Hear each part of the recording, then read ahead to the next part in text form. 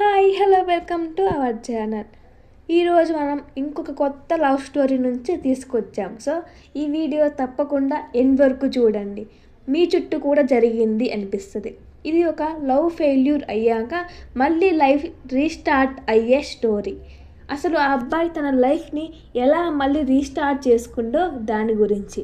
ఇంకా కథలోకి వెళ్దామా? రవి ఒక సాధారణ అబ్బాయి. పెద్ద ఆశలు లేవు, పెద్ద డబ్బు లేదు, కానీ మనసు మాత్రం చాలా గొప్పది.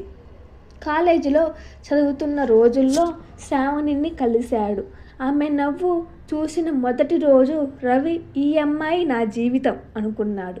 రోజు మాట్లాడడం, కలిసి తిరగటం, భవిష్యత్తు గురించి కలలు కంటూ గంటల తరబడి చాట్ చేయడం.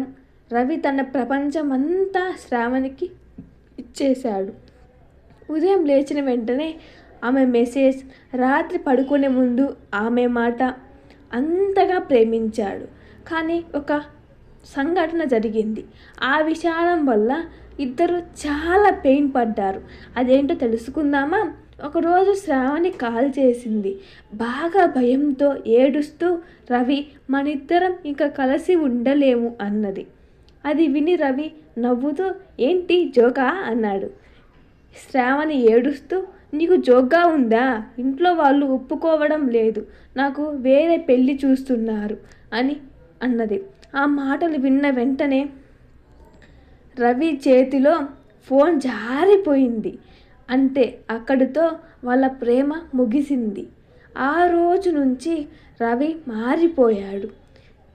నిద్ర లేదు, ఆకలి లేదు, ఎక్కడ చూసినా శ్రావణి గుర్తు రావడం. పాత ఫోటోలు చూస్తూ గంటల తరబడి కూర్చోనేవాడు. తనతో తానే మాట్లాడుకునేవాడు. ఒకరోజు అమ్మ, ఏమైందిరా ఇలా కుంగిపోయావు అని అడిగింది. తన బాధను రోజు చూడలేక రవి ఏం మాట్లాడలేదు. కానీ అమ్మ కళ్ళల్లో నీళ్లు చూశాడు. అప్పుడు అతనికి అర్థమైంది. నేను ప్రేమ పోయిందని ఏడుస్తున్నాను, కానీ అమ్మ మాత్రం కొడుకు పోతున్నాడని బాధపడుతుంది. అప్పుడు తనకి తానే చెప్పుకున్నాడు, ఒక అమ్మాయి వెళ్ళిపోయిందని జీవితం కూడా ఆగిపోవాలా అని. మరుసటి రోజు నుంచి చిన్న చిన్న మార్పులు మొదలయ్యాయి. ఉదయం వాకింగ్, పని మీద ఫోకస్, పాత చాట్స్ డిలీట్ చేయడం మొదట చాలా కష్టం. అయినా కానీ రోజులు గడిచే కొద్దీ మళ్ళీ తన పాత రూపంలోకి వచ్చాడు. 1 సంవత్సరం తర్వాత మంచి ఉద్యోగం వచ్చింది. అమ్మకు కొత్త ఇల్లు కట్టించాడు. ఇంట్లో నవ్వులు తిరిగి వచ్చాయి. ఒకరోజు రోడ్డుపై శ్రావణి కనిపించి చేతిలో చిన్న పిల్లాడు. రవి ఆమెను చూసి చిన్న స్మైల్ ఇచ్చాడు. శ్రావణి ఆశ్చర్యపోయింది. ఎలా ఉందో అంది. బాగున్నా అన్నాడు. తనతో తన స్టోరీ ముగిసింది.